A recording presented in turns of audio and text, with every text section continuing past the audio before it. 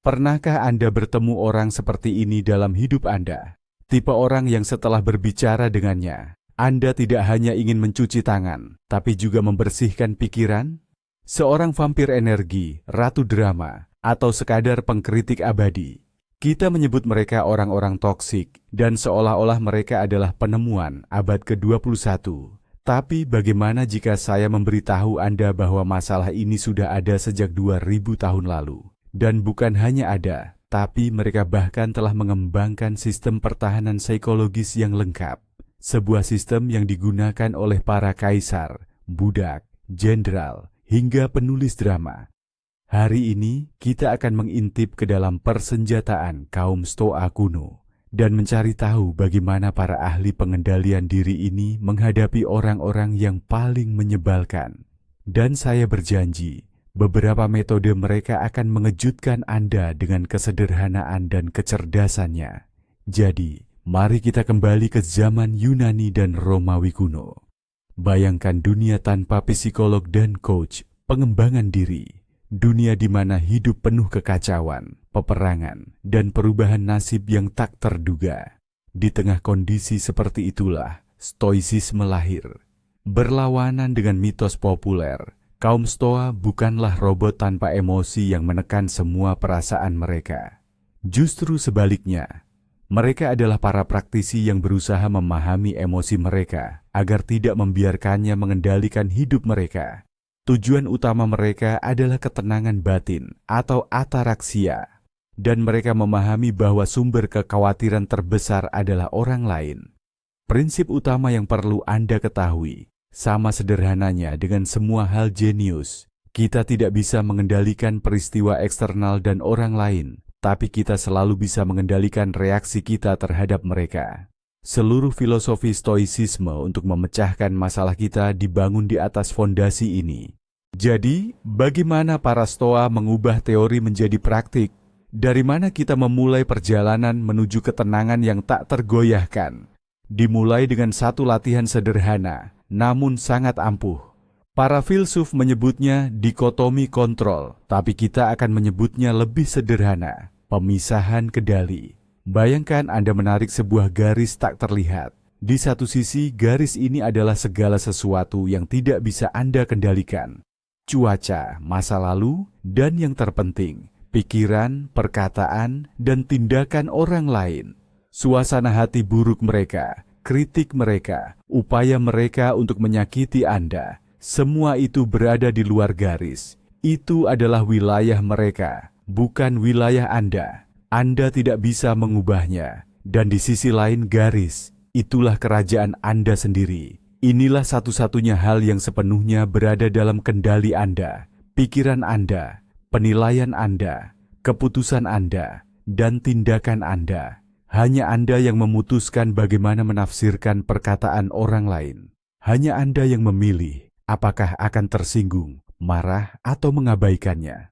Ketika orang yang toksik mencoba menjatuhkan Anda, seorang Stoa akan langsung menerapkan filter ini. Ia bertanya pada dirinya sendiri, apakah yang terjadi sekarang berada dalam kendali saya? Tingkah laku rekan kerja? Tidak. Komentar sinisnya? Tidak. Tapi bagaimana dengan reaksi saya terhadap komentar itu? Ya, sepenuhnya dan mutlak. Pertanyaan sederhana ini langsung mengubah fokus. Anda berhenti membuang energi untuk perjuangan sia-sia melawan kincir angin perilaku orang lain. Anda mengarahkan seluruh kekuatan Anda untuk mengendalikan satu-satunya hal yang Anda kuasai, diri Anda sendiri. Kaisar Marcus Aurelius, orang paling berkuasa di zamannya, terus-menerus mengingatkan dirinya akan hal ini. Ia memahami bahwa bahkan kekuasaannya tidak meluas pada pikiran orang lain. Dan dalam kesadaran ini, bukanlah kelemahan, melainkan kekuatan pembebasan yang luar biasa. Baik, kita sudah memilah apa yang bisa kita kontrol dan apa yang tidak. Tapi, bagaimana dengan emosi yang tetap saja mendesak keluar? Nah, disinilah para Stoa mengeluarkan alat kedua mereka yang tak kalah ampuhnya, kekuatan persepsi kita. Di sini, segalanya bahkan lebih sederhana. Ingatlah kutipan yang sering dikaitkan dengan filsuf Epictetus. Manusia tidak tersiksa oleh kejadian itu sendiri, melainkan oleh pandangannya terhadap kejadian itu. Coba renungkan baik-baik. Bukan perbuatan atau ucapan orang lain itu sendiri yang menyakiti Anda, melainkan penilaian Anda terhadap perbuatan tersebut. Penilaian Anda. Mari kita lihat contoh nyata. Seorang kolega di rapat mengatakan, "Itu bukan ide terbaikmu." Apa yang terjadi secara objektif? Seseorang telah menyampaikan pendapatnya. Itu hanya informasi. Namun, di kepala Anda seketika bisa terbentang drama utuh. Dia menganggapku bodoh. Dia merusak reputasiku. Sekarang semua orang berpikir aku tidak kompeten. Nah, drama inilah, film dalam batin ini. Itulah sumber penderitaan Anda, bukan ucapan rekan Anda. Dalam situasi ini, seorang stoa berusaha menjadi reporter yang tidak memihak. Ia hanya mencatat faktanya. Rekan kerja menyatakan keraguan atas ide saya. Itu saja. Titik. Ia tidak melabeli fakta tersebut dengan julukan penghinaan, perendahan, atau malapetaka. Dengan memisahkan fakta dari penilaian, Anda melucuti racun dari kekuatannya. Anda melihatnya sebagai peristiwa biasa, bukan serangan pribadi. Kemampuan untuk melihat segala sesuatu apa adanya ini bukanlah penekanan emosi. Ini adalah pilihan sadar untuk tidak menciptakan emosi di tempat yang tidak semestinya. Baiklah, kita sudah belajar memisahkan fakta dari emosi. Namun, bagaimana jika masalah terasa begitu besar? Jika konflik dengan atasan atau pertengkaran dengan orang terdekat memenuhi seluruh pikiran Anda dan membuat Anda sesak napas? Disinilah para stoik menawarkan kita untuk mengaktifkan mode astronot, atau yang juga dikenal sebagai pandangan dari ketinggian. Ini adalah latihan mental murni, namun efeknya luar biasa. Ketika ada sesuatu yang mengganggu Anda, bayangkan Anda mulai perlahan-lahan naik ke atas situasi tersebut. Pertama, Anda melihat kamar Anda, lalu rumah Anda, jalan, kota. Anda terus naik semakin tinggi, hingga seluruh negara terlihat seperti peta geografis. Namun, jangan berhenti. Terbanglah lebih jauh. Lihat, planet kita sudah terlihat. Sebuah bola biru kecil yang rapuh dalam kehampaan hitam. Dan sekarang, menjauhlah lagi.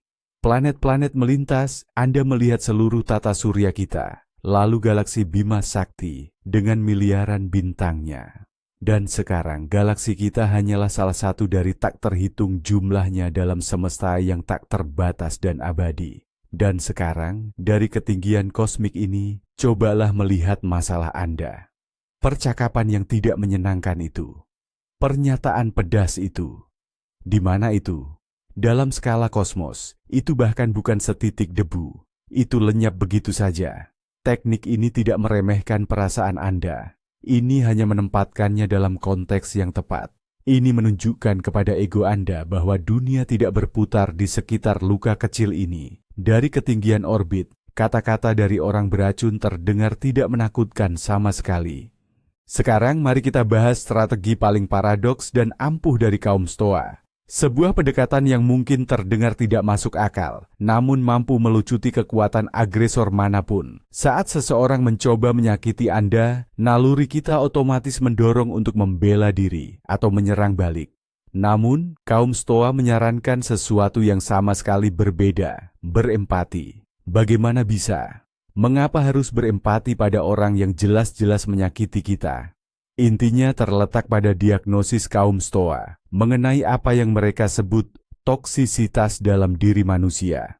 Mereka meyakini bahwa manusia berperilaku buruk bukan karena sifat dasarnya jahat, melainkan karena mereka sangat salah memahami apa itu kebaikan dan keburukan. Mereka seperti orang yang mencoba memuaskan dahaga dengan meminum segelas air asin. Ia berpikir itu akan membantu, padahal justru hanya memperburuk penderitaannya. Demikian pula, orang yang toksik tulus meyakini bahwa dengan merendahkan orang lain, mengeluh atau memanipulasi, ia akan mencapai sesuatu. Namun pada kenyataannya, ia hanya terjerumus semakin dalam ke jurang kesengsaraan sendiri. Ia justru paling merugikan dirinya sendiri. Ketika Anda memandang orang yang menyakiti Anda dari sudut pandang ini, sebuah keajaiban akan terjadi. Kemarahan Anda sirna. Rasa sakit hati berganti menjadi semacam belas kasih. Di hadapan Anda bukan lagi musuh yang maha kuat, melainkan seseorang yang sedang kebingungan dan menderita. Penting untuk dipahami, ini sama sekali tidak berarti Anda harus membiarkan perilakunya.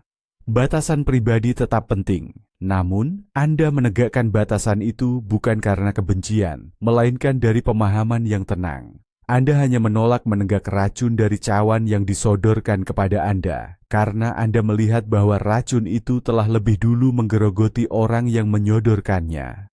Dan inilah nasihat paling menakjubkan, dan mungkin paling praktis yang diwariskan kepada kita dari masa lampau. Nasihat ini bukan sekadar dari seorang filsuf biasa, melainkan dari seorang kaisar Romawi, Marcus Aurelius. Bayangkan saja orang paling berkuasa di dunia, yang setiap hari harus berhadapan dengan konspirasi, pengkhianatan, sanjungan, dan kebodohan. Nah, orang ini setiap kali bangun pagi, melakukan persiapan mental khusus. Ia berujar kepada dirinya sendiri, kurang lebih begini, hari ini aku akan bertemu dengan orang-orang yang mengganggu, tak tahu berterima kasih, sombong, licik, iri hati, dan sulit dihadapi.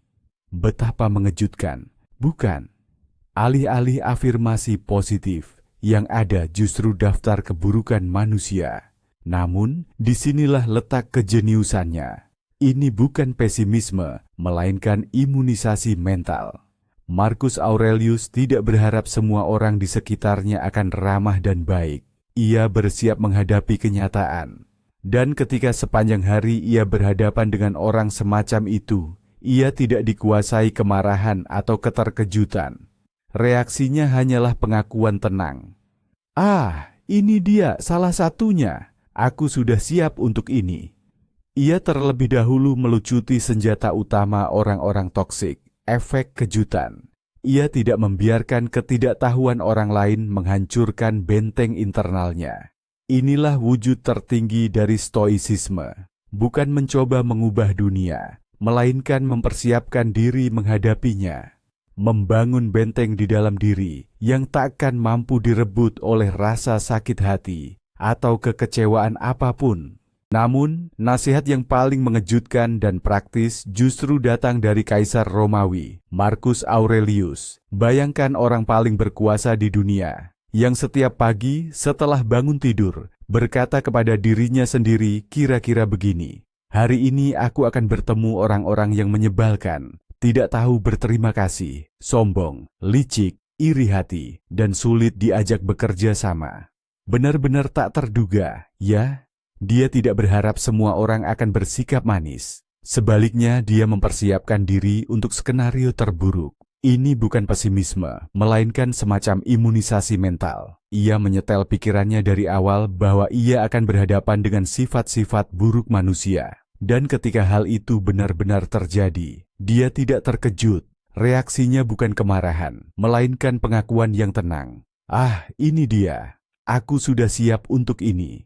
Dia tidak membiarkan ketidaktahuan orang lain menghancurkan kedamaian batinnya sendiri. Inilah puncak dari kebijaksanaan stoicisme. Jadi, mari kita simpulkan. Para stoa mengajarkan kita bahwa rahasia utama dalam berinteraksi dengan orang-orang toksik tersembunyi bukan pada mereka, melainkan pada diri kita sendiri. Kekuatan kita bukan terletak pada upaya mengubah mereka, melainkan pada kemampuan untuk tidak membiarkan mereka mengubah diri Anda. Ini tentang mengendalikan persepsi, mengubah perspektif, dan bahkan sedikit empati. Terima kasih sudah menonton video ini sampai habis. Jika Anda tertarik untuk mendalami dunia kebijaksanaan kuno, jangan lupa berikan tanda suka dan berlangganan saluran ini agar tidak ketinggalan video-video terbaru. Nah, sekarang giliran Anda. Nasihat Stoa. Mana yang menurut Anda paling berguna dan paling bisa diterapkan dalam hidup Anda? Atau mungkin Anda sudah menerapkan sesuatu yang serupa, bahkan tanpa menyadari bahwa itu adalah prinsip stoicisme. Silakan tulis di kolom komentar, saya sangat ingin membacanya.